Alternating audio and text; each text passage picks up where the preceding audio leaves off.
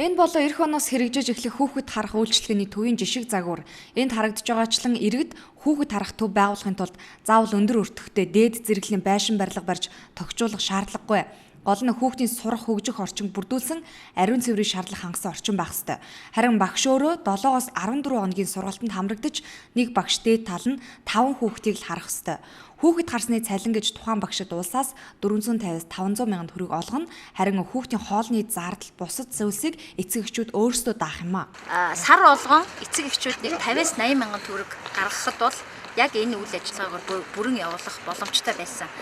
Тухайн 3 багш одоо 450-аас 500 мянган төгрөгийн цалин аваад дээрэс нь эцэг эхчүүд бол хүүхдийнхээ хоолны мөнгийг бүрэн дагаад ингээд явхад бол эцэг эхчүүдийн карманаас олсныг 50-аас 70 мянга. Хувийн цэцэрлэгийн хувьд л гэхэд доод тал нь 150 мянган төгрөгийн үнэтэй байдаг.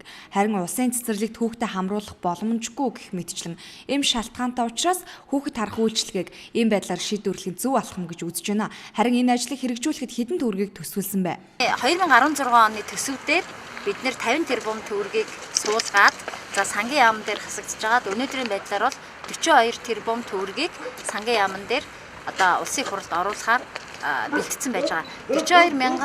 42 тэрбум төгрөгөөр бид нар бол 30-аад мянган хүүхдийн асуудлыг бол 2016 онд бүрэн шийдвэрлэж боломжтой гэж харж байгаа. Ямар ч тач энэ мөнгөөр цэцэрлэгт хамрагдаж чадаагүй хүүхдийн 70 гаруй хувийн асуудлыг шийдвэрлэх хэмээн тооцоолжээ.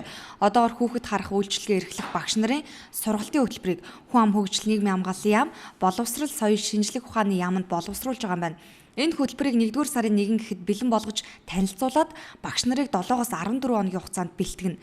Харин иргэд хүүхэд харах орчноо мэрэгжлийн хяналтын газраар шалгуулж үйлчилгээ явуулах зөвшөөрөл авах юм байна. Гол нь эцэг эхчүүдийн зүгээс өөрсдөө хүүхэд харах үйлчилгээний багштайгаа ойр байж хамтран ажиллах нь хамгийн үр дүнтэй хэмээн үзэж байгаамаа.